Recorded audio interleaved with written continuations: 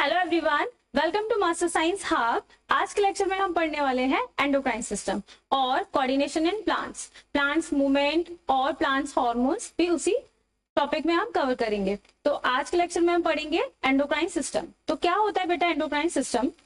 Endocrine system को जानने से पहले ये जानते हैं कि ग्लैंड्स क्या होती हैं। ग्लैंड्स क्या होती है बेटा? एक ऐसा स्ट्रक्चर होती है जो किसी स्पेसिफिक सब्सटेंस को सेक्रेट करती हैं। क्या होती है ग्लैंड्स? ग्लैंड्स एक ऐसा स्ट्रक्चर होता है जो किसी स्पेसिफिक सब्सटेंस को सेक्रेट करता है। उनको हम क्या बोलते हैं? ग्लैंड्स बोलते हैं। ग्लैंड्स हमारी बेटा दो टाइप की होती हैं, एक तो एक्सोक्राइन ग्लैंड्स और एक एंडोक्राइन ग्लैंड्स। ग्लैंड्स हमारी कितने टाइप की होती हैं? मेनली दो टाइप की होती हैं, एक तो एक्सोक्राइन ग्लैंड्स होती हैं और एक एंडोक्राइन ग्लैंड्स होती हैं। एक्सोक्राइन ग्लैंड्स बेटा ऐसी ग्लैंड्स जो हार्मोन को सेक्रेट नहीं करती, वो एक्सोक्राइन ग्लैंड्स। जैसे हमारी सलाइवरी ग्लैंड्स सलाइवा को रिलीज करती है, सलाइवा को सेक्रेट करती है, बट वो किसी हार्मोन को रिलीज नहीं करती, तो वो क्या है बेटा? एक्सोक्राइन ग्लैंड्स हैं। ग्लैंड्स हमारी क्या है? सब्सटेंस को सेक्रेट कर रही हैं, है ना, हार्मोन को करे या किसी सब्सटेंस को करे। तो हमारी जो सलाइवरी ग्लैंड है वो एक्सोक्राइन ग्लैंड है, वो कोई हार्मोन सेक्रेट नहीं करती है। और एंडोक्राइन ग्लैंड्स ऐसी ग्लैंड्स होती हैं जो कि हार्मोन को सेक्रेट करती हैं, वो कौन सी हो गई बेटा? एंडोक्राइन ग्लैंड्स हो गई। ठीक है, इसीलिए बेटा इस चैप्टर में हम मेनली एंडोक्राइन ग्लैंड्स को पढ़ने वाले हैं, इसलिए उसको बोला गया है एंडोक्राइन सिस्टम। ठीक है बेटा, सेक्रेट किसको करती है? ये हार्मोन्स को। अब हार्मोन्स को देखो कि हार्मोन्स होता क्या है। हार्मोन्स क्या होता है? Hormones is a chemical substance. क्या होते हैं हार्मोन्स? ये केमिकल सब्सटेंस होते हैं जो मैसेंजर की तरह काम करते हैं, मैसेंजर मॉलिक्यूल की तरह काम करते हैं आपकी पूरी बॉडी सिस्टम में। ठीक है, हार्मोन्स क्या हो गए बेटा? ऐसे केमिकल सब्सटेंस जो मैसेंजर की तरह काम करते हैं आपकी पूरी बॉडी सिस्टम में। ठीक है, they secrete in small quantities by endocrine glands, और ये एंडोक्राइन ग्लैंड्स के द्वारा ही सेक्रेट होते हैं स्मॉल क्वांटिटी में। ठीक है, ये आप में बेटा एनसीईआरटी का डायग्राम है, इसमें आपके टॉप से लेकर बॉटम तक जितनी भी एंडोक्राइन ग्लैंड्स होती हैं उन सबको शो किया है ना। ऊपर कौन सी होती है, देन उससे नीचे। हमारी ह्यूमन बींग्स में सारी ग्लैंड्स ऑलमोस्ट सेम होती हैं, एक या दो को छोड़कर। ठीक है, मेनली तो एक ही को छोड़कर सारी हमारी ग्लैंड्स कैसी होती है? मेल और फीमेल में सेम होती है। ठीक, तो देखते हैं बेटा कौन कौन सी ग्लैंड्स होती हैं और उनके कौन से रिलीज हार्मोन्स होते हैं। ठीक है, सबसे पहला क्या हो गया बेटा? हाइपोथैलेमस। सबसे पहली ग्लैंड कौन सी है? Hypothalamus. It is the master gland of the body. क्यों बोलते हैं बेटा इसे मास्टर ग्लैंड? क्योंकि बेटा लास्ट चैप्टर में आपने पढ़ा होगा कि हाइपोथैलेमस का काम क्या था। ब्रेन पढ़ रहे थे जब हम, हाइपोथैलेमस का काम क्या था कि पूरे एंडोक्राइन सिस्टम को क्या कर रहा था? रेगुलेट कर रहा था, है ना, रेगुलेट कर रहा था। मतलब बहुत बहुत बड़ा काम है इसका तो एंडोक्राइन सिस्टम में। तो ये क्या होता है बेटा? ये क्या करता है? ये रिलीज करता है। क्या करता है? रिलीज करता है। क्या रिलीज करता है? ये बेटा रिलीजिंग हार्मोन को ही रिलीज करता है। कौन से रिलीजिंग हार्मोन? जो पिट्यूटरी ग्लैंड को स्टिमुलेट कर दे, जो पिट्यूटरी ग्लैंड को स्टिमुलेट करता है हार्मोन रिलीज करने के लिए, है ना। हाइपोथैलेमस क्या हो गया? Hypothalamus is a master gland. ठीक है, वो क्या रिलीज कर रहा है? रिलीजिंग हार्मोन को ही रिलीज कर रहा है। किस लिए? पिट्यूटरी ग्लैंड को रिलीज हार्मोन करवाने के लिए ये स्टिमुलेट करता है, पिट्यूटरी ग्लैंड को रिलीज करने के लिए हार्मोन को। ठीक है, अब सेकंड क्या है बेटा? Pituitary gland. पिट्यूटरी ग्लैंड कहाँ होती है बेटा? यहाँ कहीं होती है आपके, है ना। पिट्यूटरी ग्लैंड क्या बेटा क्या रिलीज करती है? रिलीज तो बेटा ये बहुत सारे हार्मोन्स करती है ना। रिलीज तो ये बहुत सारे हार्मोन्स करती है, बट मेनली क्या है इसका काम? ग्रोथ हार्मोन को रिलीज करना, ग्रोथ हार्मोन को सेक्रेट करती है ये। ठीक है, ग्रोथ हार्मोन को सेक्रेट करती है और इसका काम क्या होता है बेटा? बॉडी ग्रोथ, है ना, development of bones, muscles, if muscles. ठीक है, क्या करती है बेटा? ये डेवलपमेंट करने में हमको हेल्प करती है, मसल्स बनाने में और बॉडी ग्रोथ को। इफ अगर पिट्यूटरी ग्लैंड ज्यादा हमारा हार्मोन रिलीज कर दे, है ना, ज्यादा ग्रोथ हार्मोन रिलीज कर दे, तो क्या होता है बेटा? जैंटिज्म हो जाती है। क्या? जैंटिज्म मतलब ज्यादा हाइट बहुत ज्यादा हो जाएगी, 10 फुट 9 फुट, है ना, और आपके मसल्स बहुत ज्यादा हो जाएंगे, तो आप नॉर्मल इंसान नहीं लगोगी। तो ज्यादा इफ एक्सेस अमाउंट में ग्रोथ हार्मोन रिलीज होगा तो क्या हो जाएगी बेटा? जैंटिज्म हो जाएगी। और अगर कम अमाउंट में बना हमारा हार्मोन, ग्रोथ हार्मोन, तो क्या होगा बेटा? ड्वार्फिज्म हो जाएगी। ड्वार्फिज्म बेटा जो बौने लोग होते हैं ना, जिनके हाथ पैर बहुत छोटे छोटे होते हैं, हाइट भी बहुत छोटी सी होती है, तो वो क्या होते हैं बेटा? ड्वार्फ होते हैं ना, उनको क्या होता है? ड्वार्फिज्म हो जाती है। पिट्यूटरी ग्लैंड ठीक से हमारा ग्रोथ हार्मोन रिलीज नहीं कर पाता, तो उनको हिपोटाफिज्म हो जाती है। नेक्स्ट ग्लैंड है बेटा थायराइड ग्लैंड। नेक्स्ट ग्लैंड कौन सी है? Thyroid gland. यहाँ कहीं प्रेजेंट होती है, ठीक है, यहाँ कहीं प्रेजेंट होती है। वो कौन सा हार्मोन रिलीज कर रही है? थायरोक्सिन। कौन सा हार्मोन रिलीज कर रही है हमारी थायराइड ग्लैंड? थायरोक्सिन। ये इंपॉर्टेंट है बहुत, ठीक है। क्यों? क्योंकि बेटा ये क्या करते हैं, ये रेगुलेट करते हैं कार्बोहाइड्रेट प्रोटीन को, कार्बोहाइड्रेट प्रोटीन की मेटाबॉलिज्म को रेगुलेट करते हैं, ठीक है। और इसका मेन काम क्या है बेटा? ये कंटेन करते हैं किसको? आयोडीन को। ये आयोडीन को कंटेन करते हैं, और अगर लेस आयोडीन इनटेक होगा तो बेटा एक डिसीज का नाम है गॉइटर, ये हो जाता है ना। आपकी जो थायराइड ग्लैंड है वो क्या हो जाती है बेटा? स्वेलअप हो जाती है, सूज जाती है, फूल जाती है, ठीक है। उसी डिसीज का नाम क्या है? गॉइटर है, ठीक है। नेक्स्ट ग्लैंड क्या है बेटा? पैनक्रियाज। पैनक्रियाज बेटा हमारी एक्सोक्राइन ग्लैंड भी है और एंडोक्राइन ग्लैंड भी है। कैसे? एक्सोक्राइन ग्लैंड तो इसीलिए हुई क्योंकि हमने चैप्टर में पढ़ा था कि पैनक्रियाज क्या रिलीज कर रहा था? पैनक्रियाटिक जूस की सेक्रेट कर रहा था, है ना। पैनक्रियाटिक जूस तो एक्सोक्राइन ग्लैंड, है ना, और हार्मोन भी रिलीज कर रहा है तो एंडोक्राइन ग्लैंड। तो पैनक्रियाज हमारा स्पेसिफिक स्पेशल टाइप का एक ऑर्गन है ना, ग्लैंड है, जो कि क्या रिलीज कर रही है बेटा? ये सेक्रेट कर रही है इंसुलिन और ग्लूकागॉन को, ठीक है। ये क्या करते हैं? ये ब्लड शुगर लेवल को कंट्रोल करते हैं। ब्लड शुगर लेवल को क्या करते हैं? कंट्रोल करते हैं हमारी बॉडी, ठीक है। अगर बेटा लेस होगा इंसुलिन हार्मोन तो क्या होगा? डायबिटीज हो जाएगी। सुना होगा ना आपने डायबिटीज, है ना, अब तक तो सुन लिया होगा कि डायबिटीज एक डिसीज है ना, शुगर भी बोलते हैं उसको। वो क्यों हो जाती है बेटा? क्योंकि हमारा जो पैनक्रियाज है, पैनक्रियाज ग्लैंड है, वो ठीक से इंसुलिन हार्मोन को नहीं बना पाती, नहीं सिक्रीट कर पाती, नहीं रिलीज कर पाती, तो इसीलिए क्या हो जाता है? डायबिटीज हो जाती है, ठीक है। नेक्स्ट है बेटा एड्रिनल ग्लैंड्स। एड्रिनल ग्लैंड्स हमारी जो किडनी होती है बेटा, किडनी के जस्ट ऊपर दो टोपी जैसे, मतलब कैप लाइक स्ट्रक्चर होते हैं, जैसे समोसे रखे हो, है ना, ऐसे स्ट्रक्चर होते हैं दो पेयर में, है ना, पेयर में। उनको क्या बोलते हैं? कौन से हार्मोन बोलते हैं? एड्रेनालाइन, ठीक है, एड्रेनालाइन बोलते हैं हार्मोन को। बेटा ये क्या करते हैं? ये प्रिपेयर करते हैं बॉडी को कोप मैकेनिज्म के लिए, इमरजेंसी सिचुएशन के लिए। जितनी भी इमरजेंसी सिचुएशन होती है उसमें जो हमारा हार्ट बीट बढ़ जाती है, या ब्लड शुगर लेवल बढ़ जाता है, या फिर मतलब कुछ भी ऐसा होता है जो भी इमरजेंसी सिचुएशन में होता है, वो क्या काम करते हैं? उसके पीछे हमारा एड्रेनल ग्लैंड्स काम करती हैं, वो हार्मोन रिलीज करवाने का काम करती हैं, ठीक है। कोई भी इमरजेंसी सिचुएशन होती है, जैसे आप भागना हो, है ना, यहाँ फाइट करनी हो, या फिर एकदम से कोई एनिमल आ गया और आपको डर गए एकदम, है ना, तो वो सारे हार्मोन रिलीज करवाने का कौन काम करता है? एड्रेनल ग्लैंड्स करती हैं, ठीक है। अब बेटा ये हमारी जितनी भी ग्लैंड्स है वो सब में कॉमन है ना, मेल में फीमेल में सब में कॉमन है, सब में प्रेजेंट होती हैं। अब बेटा एक ग्लैंड्स आ गई, एक तो टेस्टिस जो कि सिर्फ मेल में ही प्रेजेंट होती है ना, जो कि सिर्फ मेल में ही प्रेजेंट होती है, जो उनको मेल बनाती है, ठीक है। वो कौन सा हार्मोन रिलीज करते हैं? टेस्टोस्टेरोन, ठीक है। वो कौन सा हार्मोन रिलीज करती है? टेस्टोस्टेरोन। टेस्टोस्टेरोन वो भी बहुत इंपॉर्टेंट है, क्यों? क्योंकि बेटा ड्यूरिंग प्यूबर्टी ये आपके development of secondary male character में हेल्प करती है, ठीक है। डी बॉयज बियर्ड और सेक्स ऑर्गन को भी डेवलपमेंट करने में हेल्प करती है, ठीक है।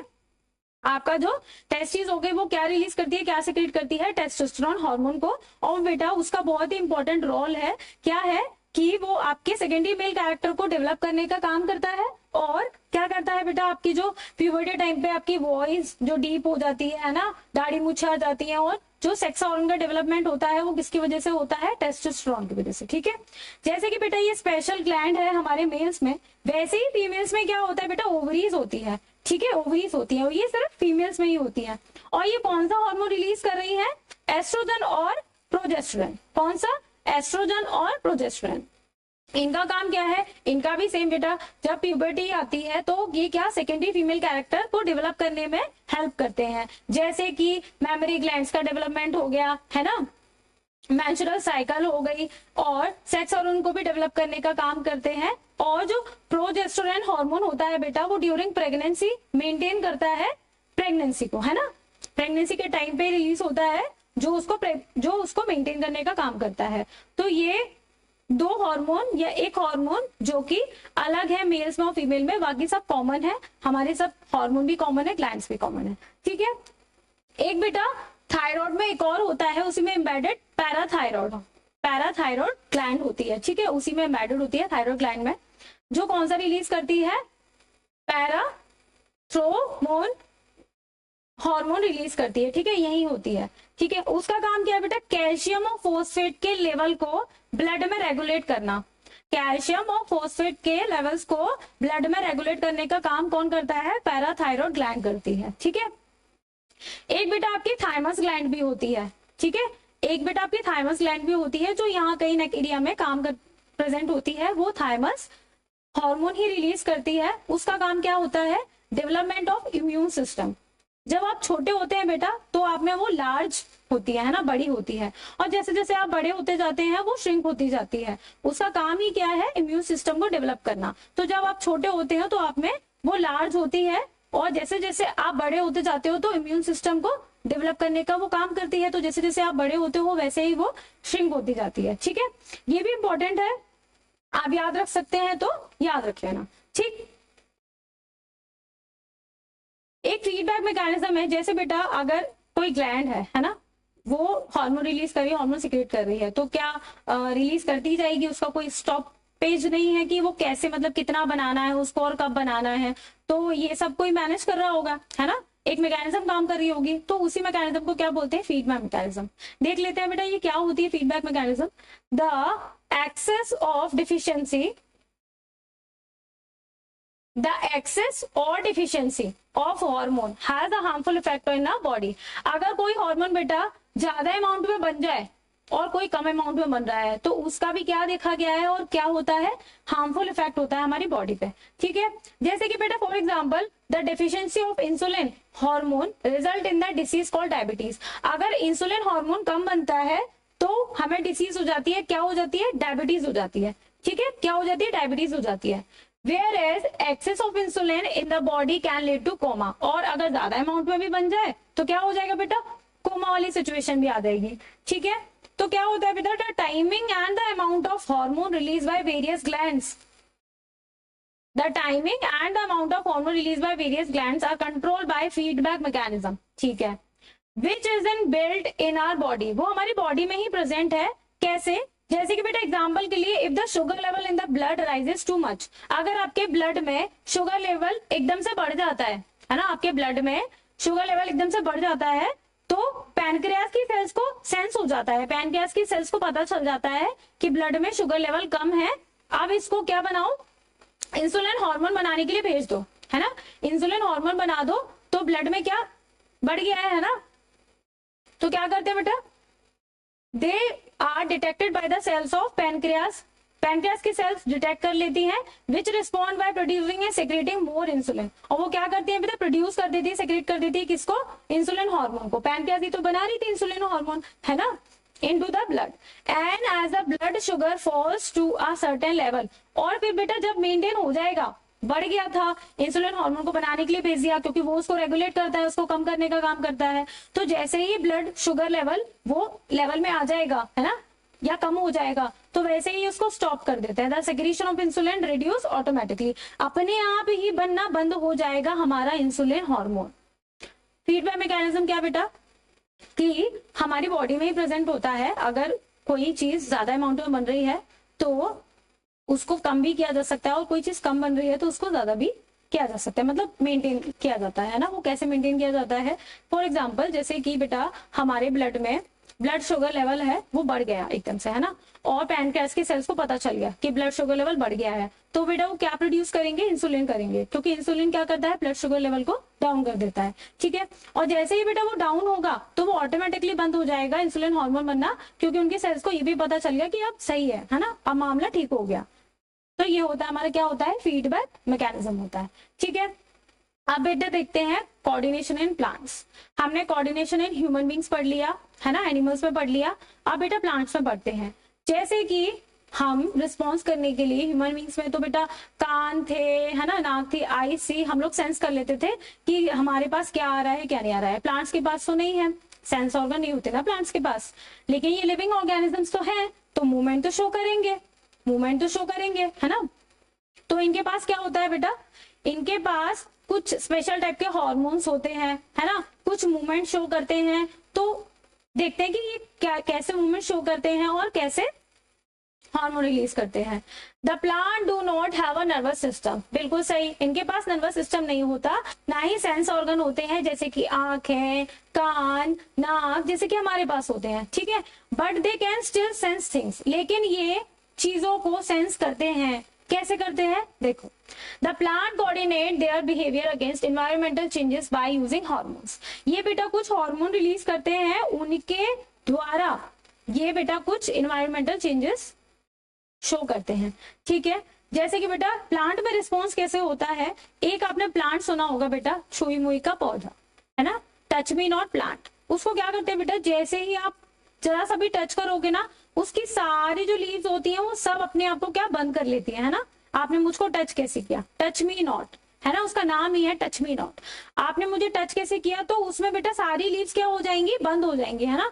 आप उसको जरा सा टच करोगे, वो सारी लीव्स को क्या कर लेता है, बंद कर लेता है ना प्लांट।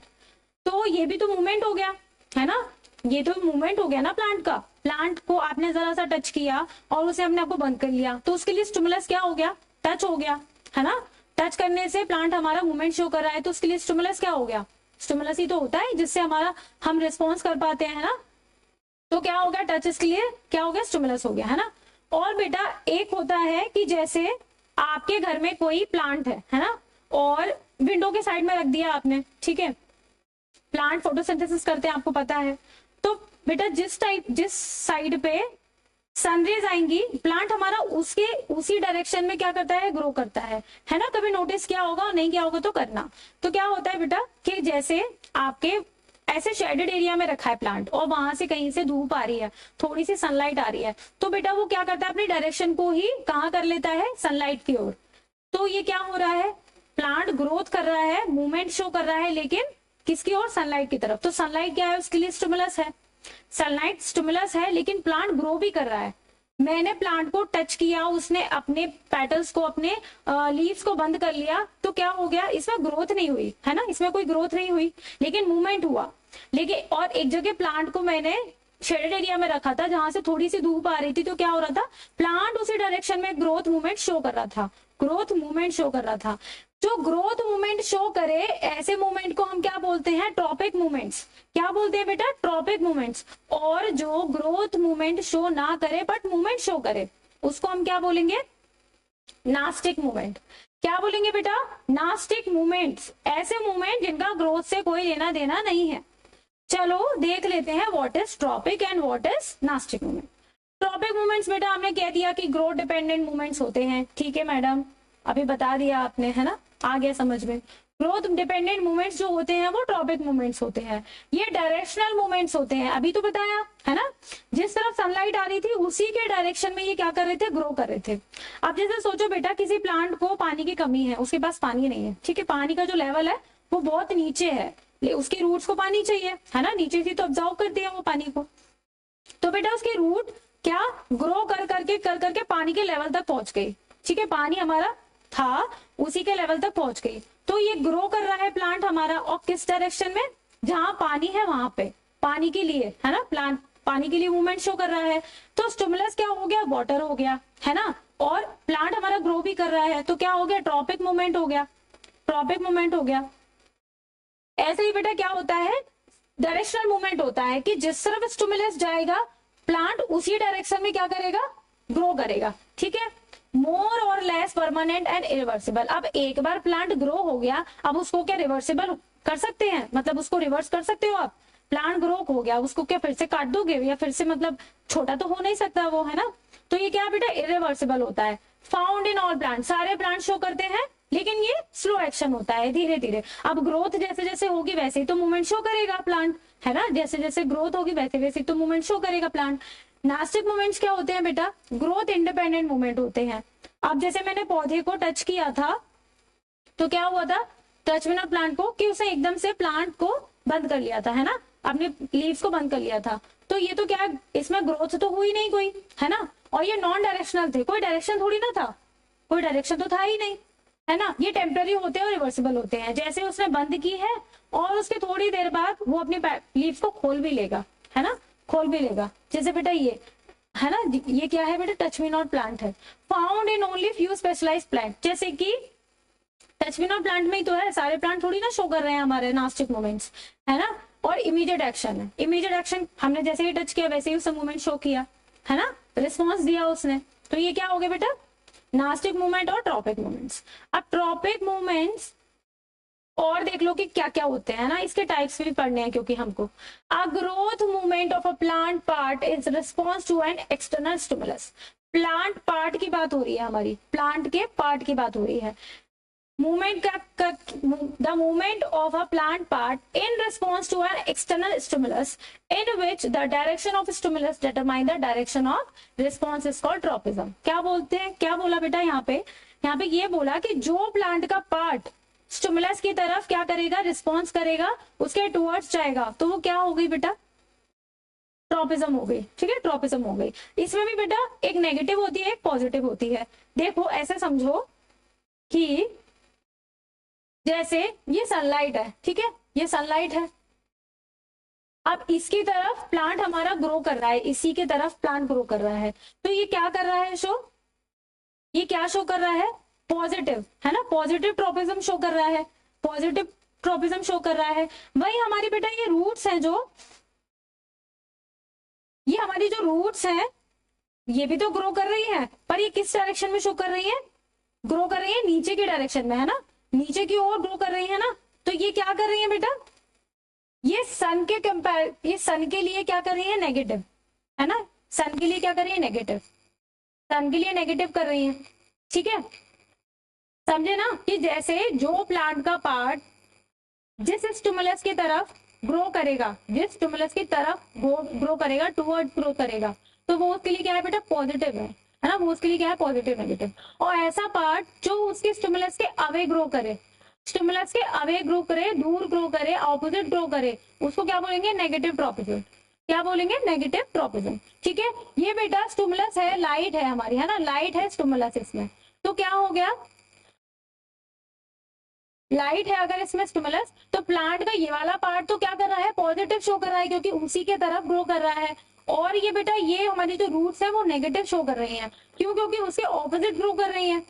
ठीक है, अब बेटा टाइप्स पढ़ लेते हैं तो ये अच्छे से समझ में आएगा नेगेटिव पॉजिटिव वाला कॉन्सेप्ट। ठीक है, फोटोट्रॉपिज्म क्या होता है, इसमें स्टिमुलस क्या होता है, हमारी लाइट होती है, फोटोट्रॉपिज्म, फोटोट्रॉपिज्म, फोटो मतलब light, growth of plant part towards और away from the light. Towards और अवे क्यों बोला है, क्योंकि नेगेटिव और पॉजिटिव है। ठीक है, फोटोट्रॉपिज्म प्लांट का पार्ट जो स्टिमुलस क्या है, इसमें मेन हमारा स्टिमुलस का काम है, स्टिमुलस क्या है, लाइट है। ठीक है, फोटो है, तो ऐसा पार्ट जो ऊपर का पार्ट होगा प्लांट का, है ना, जो पॉजिटिव शो करेगा, है ना, और नीचे का जो रूट वाला एरिया है वो क्या करेगा, नेगेटिव शो करेगा, फोटो लाइट और स्टिमुलस वाले के लिए, है ना। सेकंड कैपिटल जियोट्रॉपिज्म और ग्रेविटोट्रॉपिज्म, इसमें स्टिमुलस क्या है, ग्रेविटी, इसमें क्या है, ग्रेविटी। अब जैसे बेटा कोई प्लांट है ना, इसी को समझ, अब जैसे कोई बेटा प्लांट है ना, प्लांट है, ये ऊपर की तरफ ग्रो कर रहा है और इसकी जो रूट्स हैं, इसकी जो रूट्स हैं वो नीचे की तरफ ग्रो कर रही हैं,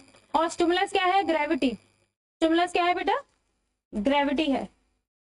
ठीक है, ग्रेविटी है स्टिमुलस, तो जो ग्रेविटी की तरफ, ग्रेविटी के टुवर्ड्स ग्रो करेगा जो पार्ट, प्लांट का पार्ट, वो क्या है बेटा, पॉजिटिव शो करेगा, है ना। इसमें ये वाला रूट वाला हमारा जो पोर्शन है, रूट वाला जो पार्ट है वो क्या कर रहा है, पॉजिटिव ट्रॉपिज्म शो कर रहा है ग्रेविटी के लिए, और जो ऊपर वाला पार्ट है वो ऊपर की तरफ ग्रो कर रहा है, तो ये आगे जा रहा है ना ग्रेविटी से, तो ये क्या हो गया, नेगेटिव ट्रॉपिज्म। ठीक है, ग्रेविटी के लिए क्या हो गया बेटा, नेगेटिव ट्रॉपिज्म हो गया। ठीक है, ऐसे ही बेटा थर्ड क्या होता है, थर्ड होता है हमारा हाइड्रोट्रॉपिज्म।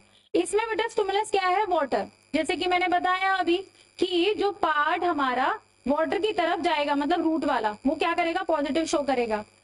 स्टिमुलस का जो काम है बेटा उसके टुवर्ड्स और उसके अवे वाला काम है ना, पॉजिटिव और नेगेटिव का।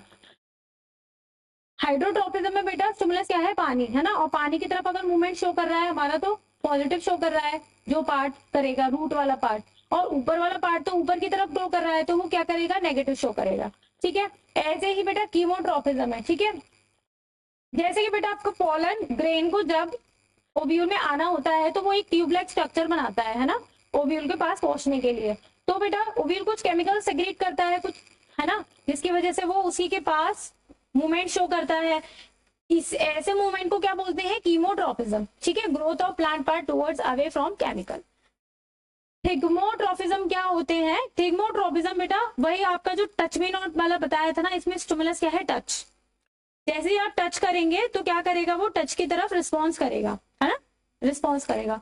उसी को क्या बोलते हैं बेटा, थिग्मोट्रोपिज्म, थिग्मोट्रोपिज्म। ठीक है, आप पढ़ते हैं बेटा प्लांट हार्मोन्स, और इनको क्या बोलते हैं, ग्रोथ रेगुलेटर्स भी बोलते हैं। क्यों, क्योंकि ये प्लांट के ग्रोथ में बहुत ज्यादा हेल्प करते हैं, इसीलिए इनको प्लांट ग्रोथ रेगुलेटर्स भी बोलते हैं। प्लांट ग्रोथ प्रोमोटर्स भी होते हैं और इनहिबिटर्स भी होते हैं। प्रोमोटर्स कौन से, जो कि ग्रोथ को प्रमोट करेंगे, और इनहिबिटर कौन से बेटा, जो ग्रोथ को इनहिबिट करेंगे, है ना। एक टाइम पे आपको इनहिबिट भी तो करना पड़ेगा। आपको फ्रूट चाहिए अगर प्लांट से, वेजिटेबल्स चाहिए, तो एक टाइम ऐसा होगा कि आपको इनहिबिट भी करना पड़ेगा, तो उसके लिए भी हार्मोन प्रेजेंट होते हैं। ग्रोथ वाले कौन से हैं, ऑक्सिन है, जिबरेलिन्स है, साइटोकाइनेंस है। इनहिबिटर्स कौन से बेटा, एब्सिसिक इथिलीन, एब्सिसिक एसिड और इथिलीन। तो देख लेते हैं कौन कौन से हार्मोन और क्या क्या काम है इनका। सबसे पहला है बेटा आपका ऑक्सिन। क्या है आपका, सबसे पहला है ऑक्सिन। ऑक्सिन का क्या क्या काम है, it promote cell elongation in shoots. ये सेल एलोंगेशन में क्या करते हैं बेटा, हेल्प करते हैं। ठीक है, शूट्स की सेल्स को प्रमोट करते हैं ग्रो करने के लिए। ठीक है, इट कंट्रोल फोटोट्रोपिज्म और ग्रेविटोट्रोपिज्म। फोटोट्रोपिज्म वही जिसमें स्टिमुलस क्या था, लाइट, तो उस चीज को भी ये कंट्रोल करते हैं। ठीक है, कितनी लाइट चाहिए, है ना, और कितना हमारे प्लांट को नीचे, ऐसा नहीं कि मतलब नीचे प्लांट ग्रो ही करता रहे, या फिर हमारा जो पार्ट है पूरा लाइट में ग्रो ही, लाइट में पूरा चला जाएगा, तो इतना भी तो नहीं फोटोसिंथेसिस करते ना प्लांट्स। तो इसको भी क्या करता है, कंट्रोल करता है। ठीक है, इट स्टिमुलेट्स फ्रूट डेवलपमेंट। ये फ्रूट डेवलपमेंट को भी क्या करता है, स्टिमुलेट करता है। ठीक है, अब सेकेंड है बेटा जिबरेलिन्स। जिबरेलिन्स क्या करते हैं, stimulate stem elongation, stem elongation को भी स्टिमुलेट्स करते हैं। It help in seed germination. ये फ्रूट और फ्लावर डेवलपमेंट में भी काम करते हैं। तो बेटा काम क्या हो रहा है यहाँ पे, अल्टीमेटली क्या हो रही है, प्लांट की ग्रोथ हो रही है ना। अल्टीमेटली क्या हो रही है, प्लांट की ग्रोथ हो रही है ना। कोई स्टेम को बढ़ा रहा है, कोई शूट्स की सेल्स को बढ़ा रहा है, कोई फोटोट्रोपिज्म में कंट्रोल कर रहा है, कोई फ्रूट डेवलपमेंट में काम कर रहा है। तो ये सब क्या है बेटा, ग्रोथ हार्मोन्स है। ठीक है, auxin stimulate fruit development, control phototropism. Gibberellins क्या कर रहे हैं बेटा, स्टेम एलोंगेशन में काम कर रहे हैं, सीड जर्मिनेशन में काम कर रहे हैं, फ्रूट और फ्लावर डेवलपमेंट में काम कर रहे हैं। साइटोकाइनेंस का काम क्या है, इट प्रमोट सेल डिवीजन। आप सेल ग्रो तो हो गई, सेल डिवीजन में भी तो कोई हेल्प कर रहा होगा ना, प्रमोट सेल डिवीजन। ठीक है, cytokinin. It delay ageing of the plant, it delays ageing of leaves of flowers. ठीक है, फ्लावर की लीव्स को एजिंग होने में क्या करता है, डिले कर देता है। ठीक है, एब्सिसिक एसिड क्या होता है बेटा, it is stress hormone of plant. इसे क्या भी बोलते हैं, इसे स्ट्रेस हार्मोन भी बोलते हैं, क्योंकि it causes stomata to close. जैसे बेटा प्लांट के पास पानी नहीं है ना, अब उसमें जो बचा कुचा पानी है वो भी कैसे इवेपोरेट हो जाता है, ट्रांसपीरेशन के थ्रू स्टोमेटा से।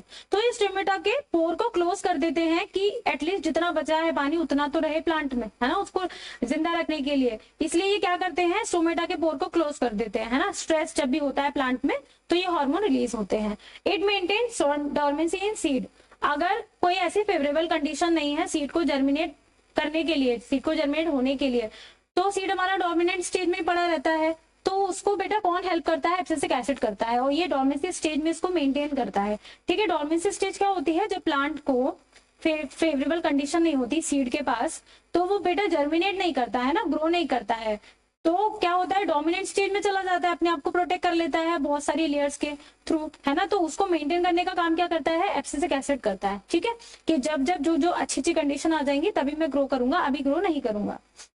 इथिलीन है बेटा last, it stimulates ripening of fruit.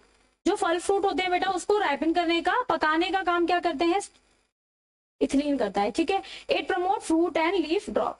और जो हमारे फ्रूट और लीफ को ड्रॉप करने का काम भी कौन करता है, हमारा इथिलीन करता है। ठीक है, तो ये बेटा आपके सारे प्लांट हार्मोन हो गए, कौन कौन से, ऑक्सिन हो गया, जिबरेलिन्स हो गया, साइटोकाइनेन, एब्सिसिक एसिड और इथिलीन, और इसके हमने फंक्शन भी देख लिए। ठीक है, तो बेटा ये चैप्टर होता है आपका यहाँ खत्म। कोऑर्डिनेशन इन प्लांट्स और एनिमल्स दोनों को हमने अच्छे से पढ़ लिया, ह्यूमन नर्वस सिस्टम को भी हमने अच्छे से पढ़ लिया, और मिलते हैं अब नेक्स्ट वीडियो में, नेक्स्ट लेक्चर में नेक्स्ट चैप्टर के साथ। तब तक के लिए stay tune, follow for more. Thank you.